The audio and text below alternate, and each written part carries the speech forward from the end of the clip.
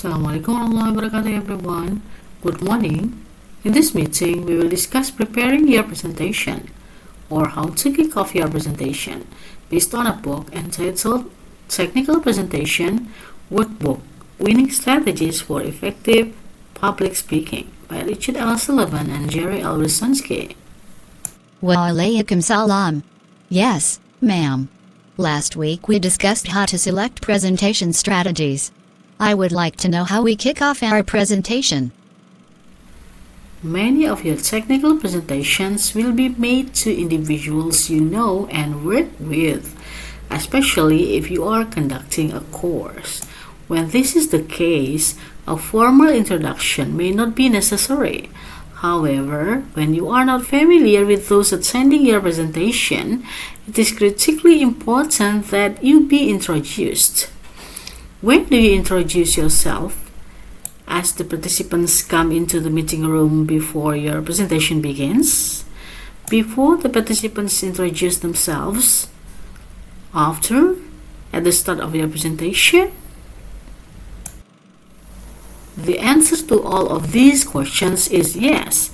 Anytime you or the person arranging your presentation feels it's appropriate would be a good time for your opening introduction. You should always arrive early to check out the facilities and presentation media and take care of any other last-minute items to ensure your presentation will go well. As the participants enter the room, take a few minutes to informally greet individuals and introduce yourself. This technique will help you, as well as your participants, to relax before your presentation begins. It will also allow you to get to know a little more about your participants.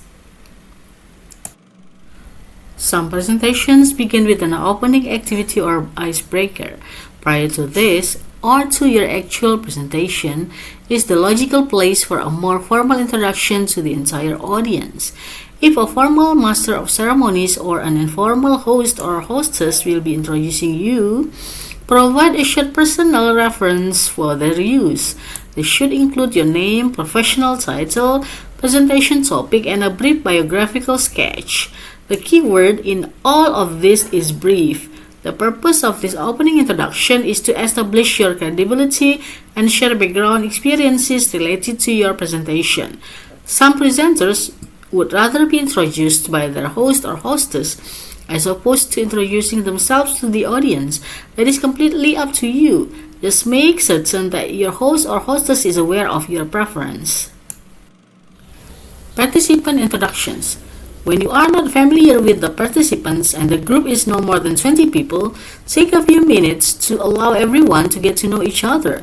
Even when participants already know each other, but you are new to the group, plan an introductory activity so that you can get to know members of the audience. Here are a few suggestions for facilitating participant introductions.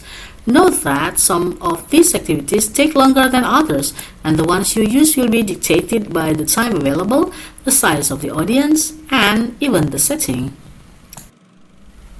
One of the most common activities, and often the most boring, is to go around the room and ask each participant to introduce him or herself. Instead of the usual tell us your name option, divide the participants into pairs. Allow a few minutes for participants to interview each other. Each participant is then given a minute to introduce another participant by sharing the participant's name and at least 2 unique characteristics about that person. Using the interview approach, ask participants to share with each other their favorite food and or to name the animal they feel best describes them and why. This information is shared with the group when participants introduce each other. When you describe this activity, you will see some strange looks. However, this technique results in a great deal of laughter. In addition to allowing participants to get to know each other, ask participants to list 3 things that make themselves unique to the group. These might include interesting travel, hobbies, family, a claim to fame, accomplishments, people they have met, etc. Ask the participants to form a circle using a softball, Start tossing the ball around the circle. As a participant catches the ball, he or she calls out his or her name. Continue this for a few minutes until everyone knows each other. Ask each participant to write down 3 questions to ask someone else in the group. Participants are then to find someone in the room they know as little about as possible and ask their questions of each other. The participants will then introduce each other by sharing both their questions and responses. Prepare a name tag for each participant. Place this in a box and have participants draw name person whose name is on the tag and exchange introductions. This can be revised so that participants are paired and then interview each other. Another way to facilitate introductions is to use an icebreaker, which is an activity at the beginning of a presentation that relaxes your audience. The icebreaker usually generates laughter and helps your audience members get to know each other. An icebreaker is helpful in getting your audience to know one another as well as having a little fun in the process. When possible, a little more fun can be added by awarding humorous prizes to the person who finishes the icebreaker activity first. What should we include in our presentation, ma'am? A good introduction will get you and your presentation off on the right foot. Consider these questions as you prepare your presentation introduction. What is the objective or purpose of your presentation? Give your participants a clear picture of your presentation by discussing your goals or objectives. In addition to sharing your presentation objectives orally, you can project them from a computer or write them on a flip chart. What are your expectations? Make sure your participants know what it is you expect of them. Will they be expected to take notes, ask questions, participate in a small group discussion or problem-solving activity, or share personal experiences? Your audience is likely just to sit and listen, unless you invite them to participate. Tell the members of your audience what role they are to play and help them get involved. What are your participants' expectations? For many presentations, it is appropriate to ask participants what they expect to get from the presentation. If this is true for your presentation, do so during the opening remarks, after you have shared your presentation topic and objectives. Affording the participants an opportunity to share their expectations and add items to be discussed sends a powerful message about your desire to meet their specific needs. You can choose from several techniques to determine participant expectations. What are the techniques, ma'am? Conduct a brainstorming session by asking participants to share their expectations. Record their suggestions on a flip chart page and attach it to the wall for future reference. Have participants jot down their expectations on sticky notepad paper, which you then stick onto a pre-prepared flip page attached to the wall. This will permit you to review their suggestions during a break.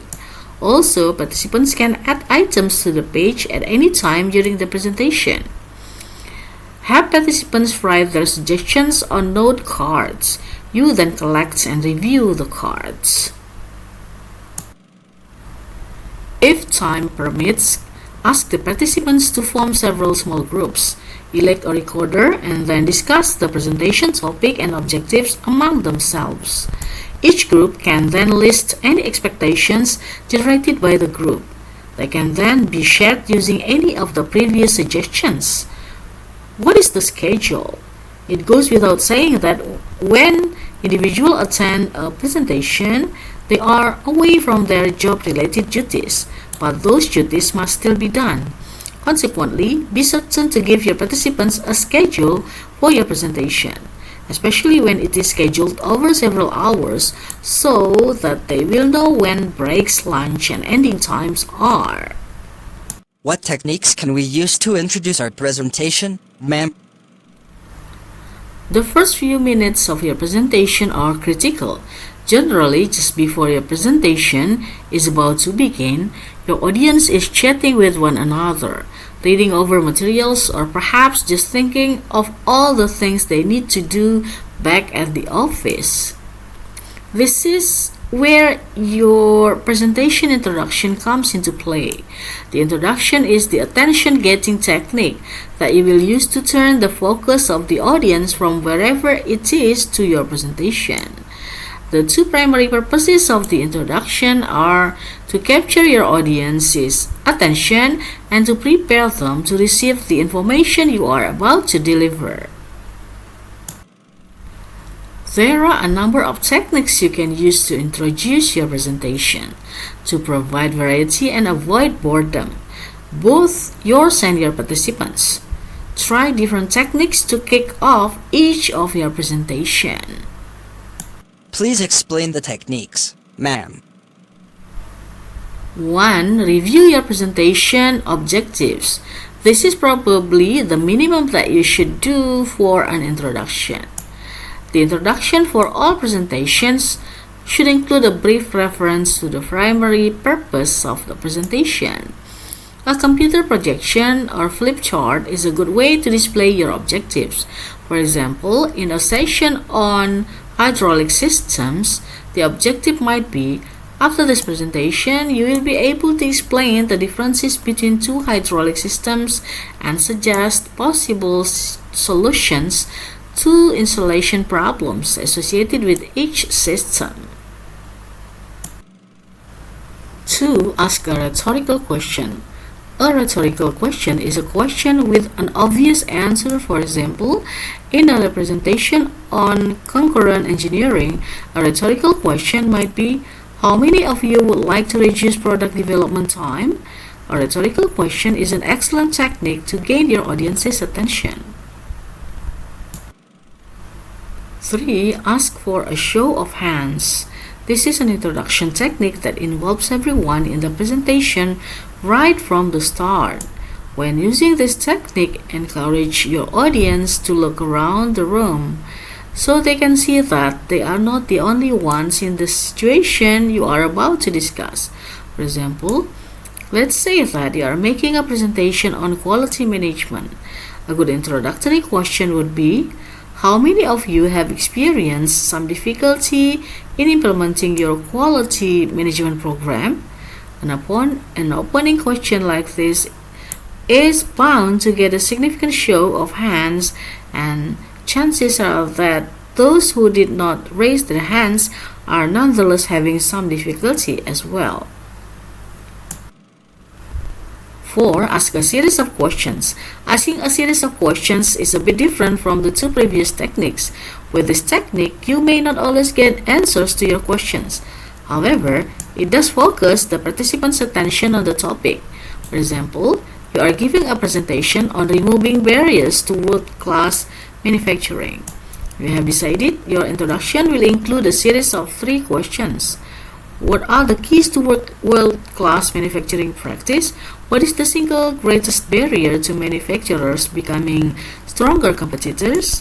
What role does management's attitude play in establishing world-class manufacturing practices?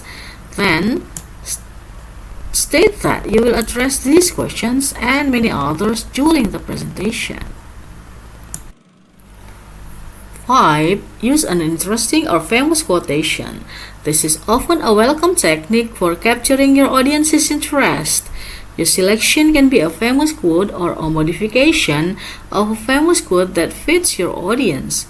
For example, you are making a presentation to a group of engineering students and have been asked to stress the importance of using various engineering resources when working on projects. During your introduction, you modify Theodore Roosevelt's quote, "Speak softly and carry a big stick, you will go far." To read, "Speak softly and carry your laptop computer, you will go far." Either way, your quotation should be linked to your topic, and your audience should be able to relate to the message as stated. Be certain to limit your quotation to a couple of sentences and to mention its source. 6. Relate the topic to previously covered content. This technique is rather easy to use and works well when you are making several presentations to the same audience. It is also useful when you are delivering a series of course presentations over several days, or when your session has been divided by an extended break, such as lunch or dinner. For example, assume you have just returned from a lunch break and are about to begin the second part of your presentation on the applied mechanics of grinding. Your introduction to the second part of your presentation might go something like this. This morning we ended our session with a discussion of geometric models of grains and the chip formation process in grinding brittle materials. This afternoon we will look at the elastic models of grinding wheels. 7. Share a personal experience. This is an excellent technique to capture the interest and attention of your audience. The personal experience needs to be an actual event related to the topic you are about to present. For example, an engineer is making a presentation on project planning. The introduction includes a brief description of the engineer's first project, which was a disaster due to poor planning. The primary recommendation associated with using personal experiences is that they should be interesting, relevant, and brief enough that your audience does not lose track of the purpose of the story. Relate the topic to a real-life experience. A real-life experience is a bit different from a personal experience in that the real-life experience is something that your audience can relate to, but that may or may not happen to you. For instance, let's say you are going to make a presentation on the effects of environmental conditions on mechanical equipment, and we'll begin it with a real-life experience. Let me set the scene for you. The outside air temperature is 15 degrees Fahrenheit. The crane has been out for the last 12 hours, and when you push the start button, the diesel engine turns over very slowly. The oil in that engine under those conditions has become very thick. Today's presentation will examine the impact that environmental conditions like the one described have on mechanical equipment. As an audience, we can somewhat relate to this real-life experience through the car we drive. 9. Use a case study or problem-solving activity. This is an excellent introduction technique for getting participants involved. Both case studies and problem-solving can work well to introduce about any presentation where the audience can be divided into small groups of 3 to 10 participants. For example, you are about to give a presentation on fluid flow distribution to a group of engineers. You have decided to use a problem-solving activity for your introduction. As you start your introduction, you distribute a series of data sheets that contain the results of fluid flow tests. You ask the participants to form small groups, diagnose the data, and interpret any fluid flow problems they find. Your presentation will then focus on the situation the participants have been studying. 10. Use a video or other forms of media.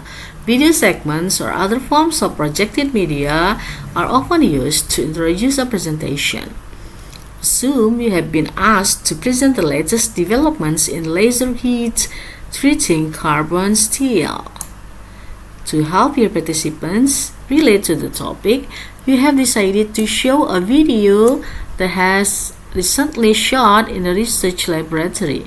The video segment shows the use of a laser in heat treating gears, cylinder walls, piston rings, and other components of cars, trucks, and airplanes.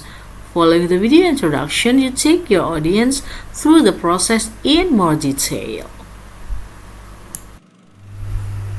11. Project a funny or appropriate cartoon.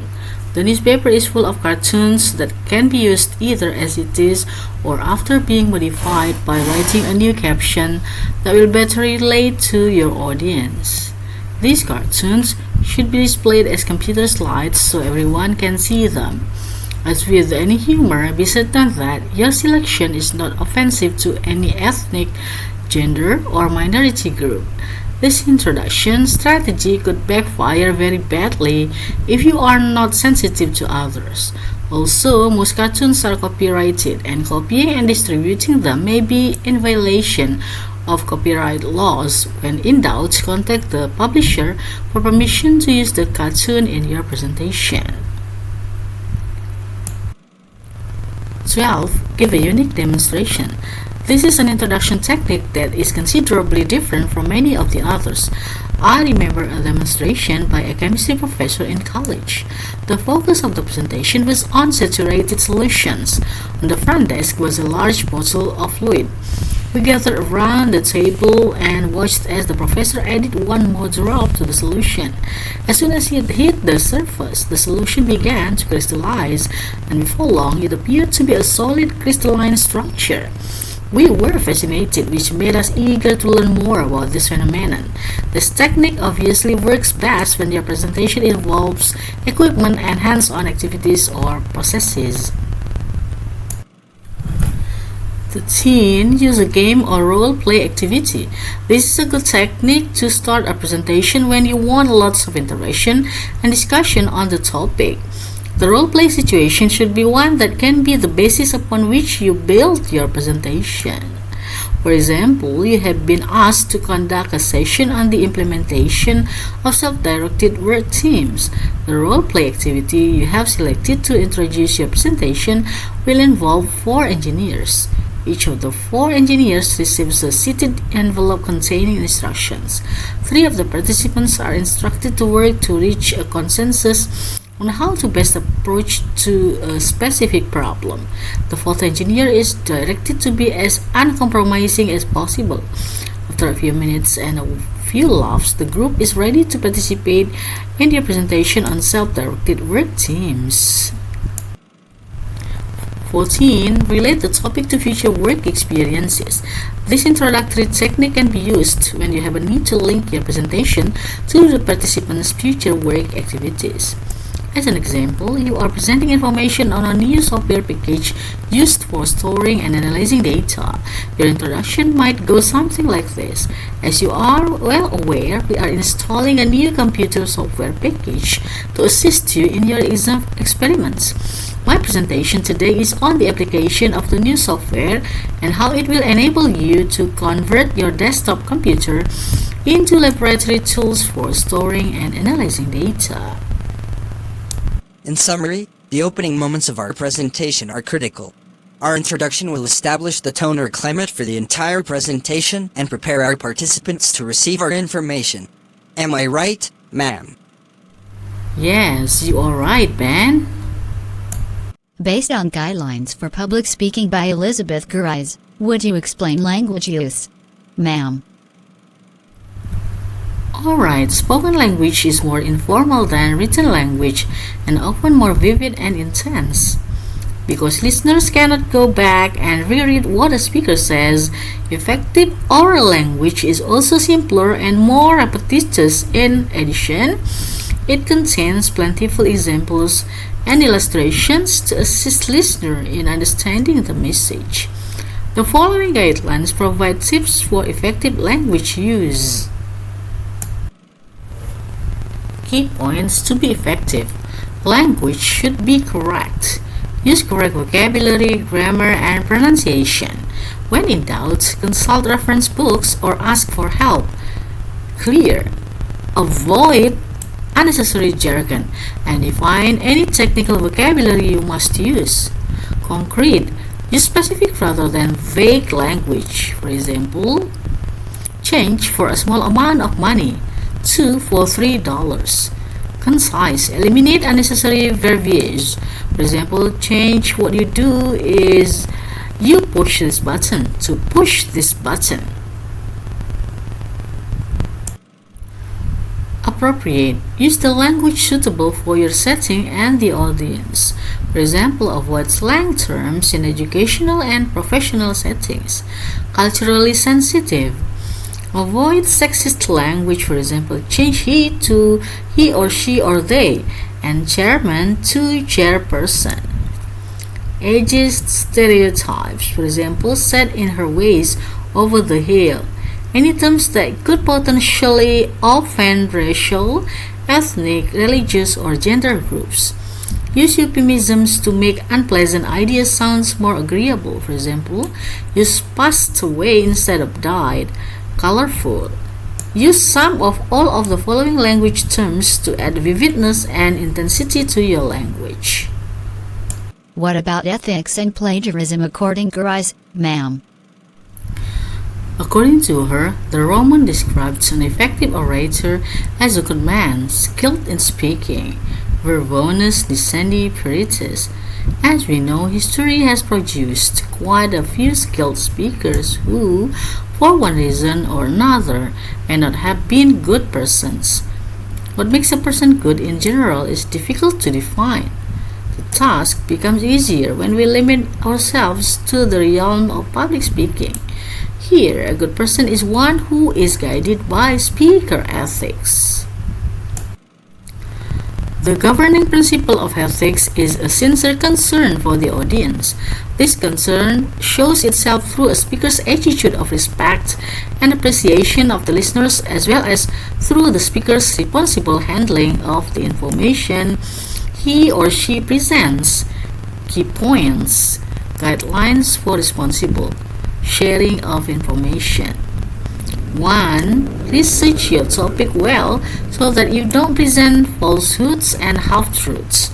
2. Avoid plagiarism and identify all of your sources. 3. Don't even think about fabricating information. Let's come to audiovisual support. According to Gary's, audiovisual AV aids, for example posters, overhead transparencies, computer presentation, graphics, audio recordings, etc. have many advantages. They help listeners understand the material better. They can make a speech more interesting. If attractively designed, they enhance the speaker's credibility.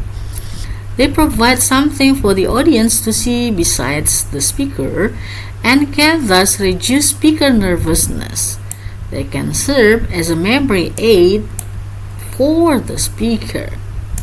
Ma'am, would you explain how to use audiovisual aids effectively? Ma'am?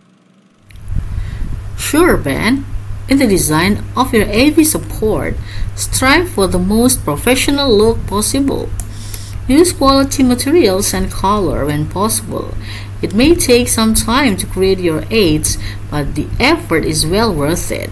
Here are some tips on how to use AV aids effectively. Audiovisual aids. 1. Audio recordings. Audio recordings are ideal for music or spoken examples that cannot easily be replicated. For example, foreign languages. Select clips that illustrate rather than replace your words. Cue the tape or CD in advance. Plan your start and stop carefully. Limit audio recordings to short excerpts. 2. Black or white boards. Boards are good for brainstorming with the audience. They are suitable for working out unfolding problems, for example math. Turn around frequently to maintain eye contact with the audience and keep on talking when you write on a board. Make sure your handwriting is legible. 3. Computerized presentation graphics. Keep your graphics simple and uniform throughout your speech. For example, use the same organizational format on each slide. Don't put too much text on slide. A few lines are enough. Use high contrast, dark on light or light on dark on your slides. Adjust from lighting so that the audience can see you as well as your slides. Make sure you use colors and contrast visible even in well-lit rooms. During the presentations, make sure you don't obscure the audience's view of the screen. 4. Drawings. Drawings are a great substitute for illegal objects or objects that are too large or small. Drawings can show processes, for example, acid rain. Make sure your drawing looks professional and is effectively designed. 5. Handouts. Distribute handouts face down before your speech and ask the audience to turn them over only at the appropriate time. Mark points with a letter or number to refer to later. 6. Maps. Maps are best displayed as transparencies or handouts. Remember to mark points. Show the larger context of a detailed map, for example. Show where an island is located in relation to the next continent and where a city is located in relation to its home country or state. 7. Models. Models are ideal for scaled-down versions of larger objects, for example buildings, and large versions of small objects, for example atoms, and objects that are difficult to bring, for example a skeleton. Don't pass models around. By the time everyone has seen it, your speech may be over. Or time lag effect. 8. Objects. Objects are ideal for certain types of demonstration speeches, for example how to make a kite. Avoid illegal objects, for example firearms, and objects that are difficult to manage, for example animals. Don't pass objects around or time lag effect. 9. People. People are ideal for certain types of demonstration speeches, for example how to dance the samba. Rehearse well and make sure your human AV8 is on time and knows where to go. Ask the person to sit in the front row so that he or she can get up and sit down quickly. 10. Photographs. Enlarge photos so that everyone can see them or transfer them onto a handout, overhead transparency, or slide. Don't show photos that may offend the audience. Don't pass photos around or time lag effect. 11. Posters. Mount your poster on sturdy backing so that it doesn't bend, and use an easel for display. Use stick-on letters rather than handwriting to make the poster look as professional as possible. 12. Slides. Make sure the room can be darkened to ensure visibility. Show several slides at a time. Put a black slide between the sections of content to avoid keeping slides on display for too long and to avoid the glare of a white screen. Voice recordings. Video recordings are ideal when movement and sound are important. Select clips that illustrate rather than replace your words.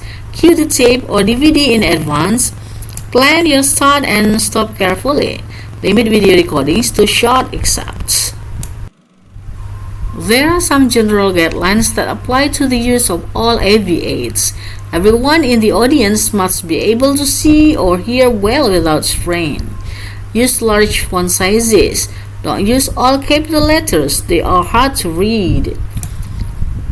Sans serif fonts, for example, Arial or Helvetica, are easier to read than serif fonts, for example, Times or New Roman. Look at the audience, not at your aid. Point to the part of your aid that you are discussing in your speech. Cover or turn off your aid when you don't use it. Warning: when using technology, make sure you arrive early to set up and check the equipment. Prepare an alternative way of presenting your material in case of power or equipment failure. Ma'am, can we also use illustrating statistics in our presentation?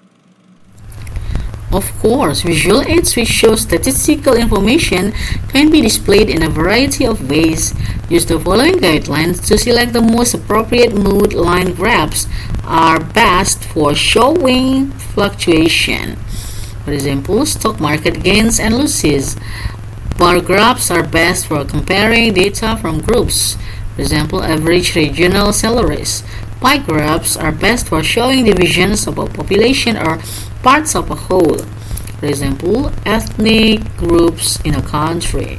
Tables are best when data can be arranged in columns and rows. For example, film awards per category and year. Lists are best for things that are done in stages or occur in steps. For example, preparing for a wedding. Flowcharts show the order in which processes occur. For example, the metamorphosis of a caterpillar into a butterfly. Organizational charts show hierarchies and relationships. For example, the different employees of a company from CEO to assembly line worker. Pictographs are best for data that relate to objects or people. For example, a map showing African nations with the highest fertility rates per woman from 2000 to 2005. Thank you for your comprehensive explanation, ma'am. Now we come to questions and answer sessions in your presentation. After your speech, you may want to invite questions from the audience, even though you won't know precisely what the listeners will ask. Many questions can be predicted. Prepare answers for the most likely questions in advance and use your general knowledge about the subject to respond to the rest. Having researched your topic will help you. Here are some guidelines for handling questions and answer sessions. Key points: question and answer sessions. Repeat or paraphrase questions before answering them. This ensures that you have understood the questions correctly and that everyone will have heard them clearly. Maintain eye contact with the whole audience, not just the person who asked the question. Provide facts and examples in your answers, but keep them short and to the point. If you don't know the answers, say so and offer to obtain the requested information later. Deal with hostile questions politely. If someone starts to dominate by providing lengthy comments, interrupt at an appropriate point. Thank him or her for the contribution and move on to the next question. At the end of the question and answer session, re-emphasize your message and thank the audience for listening. Thank you for answering my question completely, ma'am. It's my pleasure, class. Well, everyone, it is the end of our meeting today. See you next week. Wassalamualaikum warahmatullahi wabarakatuh.